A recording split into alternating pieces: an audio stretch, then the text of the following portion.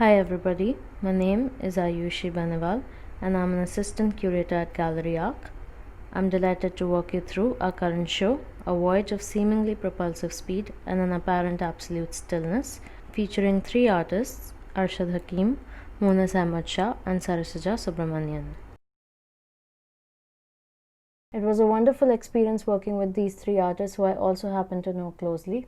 With practices as thorough and as in-depth as theirs, these three weren't just the artists, but rather comrades who have almost co-curated the exhibition with me. The starting point, the initial need to create or react, always finds roots in personal histories and things which are close to home. Each of their practices are fascinating in the way they managed to look beyond their individual histories, stories, or preoccupations in order to place their ideas in a larger context, because there's always a larger context. Childhood memories, parts of their upbringing, habits and rituals built with their families, recurring images from their daily lives, evolved to ask larger questions around identity formation, desire and intimacy, societal conditioning, matters of belonging, and public trauma. Introspection and observation is what drives the work. It is important to notice how each of them has managed the shift.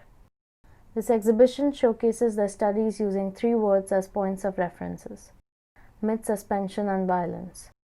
The show functions on two registers, the literal connotations of these three words, as well as the significance in context of the artists. Myth is a mode, suspension is an effect, and violence is an underlying recurring subject. As you enter the gallery, on the first wall to the left, you will find two sets of drawings with text and collages by Arshad Hakim. Hakim's work takes form in drawings, film, video, photographs, and texts ranging from sci-fi films, mythological narratives, and political incidents. He is interested in dislodged subjectives and how small changes in context, a few words removed or replaced, can change the entire significance. Please do refer to Arshad's IGTV video on our Instagram handle for first-hand insight into the context of these works. Next is a work by Sarasija Subramanian called Bred in Captivity. She developed this body of work at a residency in a coral hatchery in Ireland, where corals are artificially grown. She studies the relationship between ideas of the man-made and the natural, looking at these sea creatures that are artificially grown and will never have a chance to miss home or the natural habitat, which they have never known. She draws parallels between her documentation of creatures in this hatchery and the mythological sea monsters that appear in Irish, Greek, and Indian legends. Next, we will be looking at two works by Moonis Ahmad Shah. The first work is called Telegrams to Bollywood from a Mad Landscape Scout. During the armed conflict of 1990s, a Bollywood production house hired the scout to go around the world and look for landscapes similar to those of Kashmir so that they could continue to shoot romantic Bollywood songs. But after years of traveling, the scout is so overwhelmed by the beauty that he loses his mind. The telegrams seen here are his last known reports, and they are nothing but beautiful gibberish. These are unreadable, undecipherable, with no address or name to go to. The next work is Miraculous Everyday, From That Heaven. Violence is not always obvious. It is not always explicit or gory as it is usually made out to be. In these images, Moonis talks about how everyday lives of individuals are reconfigured because of the long curfews born out of a state of suspension. These frames arise out of boredom, each based on the labor the individual performs. Therefore, these become archives of the conflict. Clockwise from top left, the four images are called: first, an engineer sewing his old jackets on a Thursday; second, a priest playing PUBG on a Friday; third, tutors having an extended breakfast on a Wednesday; fourth, geographer sleeping in the sun on a Monday.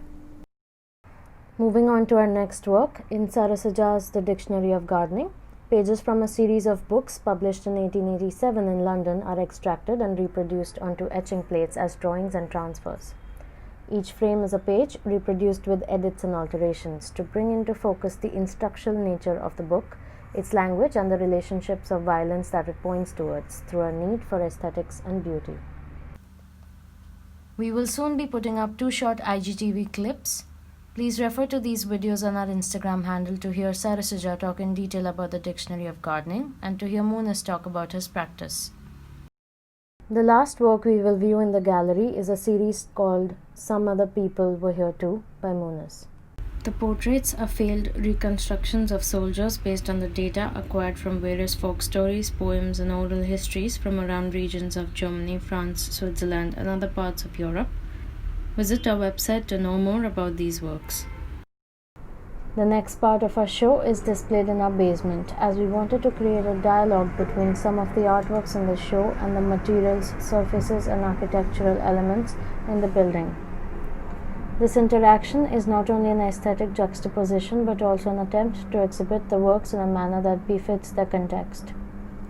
For instance, in Birds Are Coming by Moonis, he curates an archive of birds accused of espionage by various nations.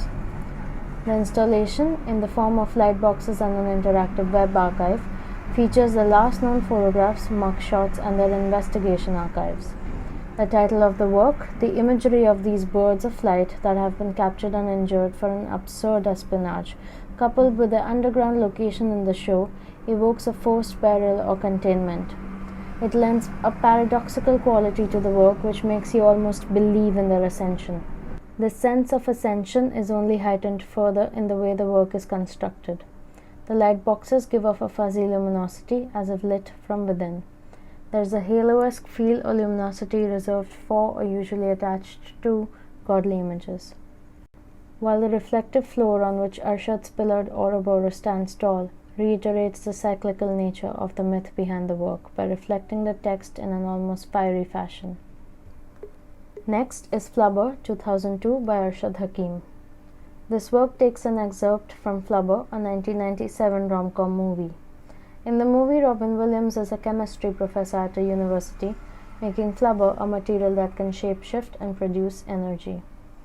The section that Arshad has taken from the movie is when Robin Williams is making flubber in his basement cum lab. The intentions of making flubber are good, but this section becomes ironic as a scientist is producing a material which he does not have much control over and has human-like qualities, as Williams adds a strand of his hair into the solution that makes flubber. The work uses these qualities that are attributed to flubber to comment on certain political scenarios, particularly pertaining to the Gujarat riots in 2002. Last but not the least is the Sea Monster Scroll by Sarasija. This work is another part of the Bread and Captivity project, where she harnesses metaphors and myths examining the enigma that is the sea and the element of water, and looking at the kind of relationship we have built with the same. This exhibition was slated to open on the 21st of March and remain open for public viewing for a month after. Due to the COVID-19 threat and consecutively the countrywide shutdown being announced on the 24th of March, publicly opening this exhibition is effectively postponed. But ironically, with no purposeful intentions of ours, the COVID-19 pandemic brought the topics being addressed in this exhibition and effectively the very idea of recontextualization to the forefront. While looking back at this exhibition, keeping the current scenario in mind, suspension is a reality no longer limited to certain parts of our country or our world. The air is rife with myths, as it is when humankind is confronted with the unknown. Stories begin to form, and we do tend to have a wild, convoluted imagination. From preventions to cures, myths around corona grow every day and spread as rampantly as the virus itself. Violence doesn't need a conclusion or any more of an explanation, but as varied as these practices are in mediums and in subjects, this exhibition also sheds light on the fact that there are so many facets to one thing. I do hope that this exhibition helps gain new perspective and brings out a constant need to keep reassessing, recontextualizing.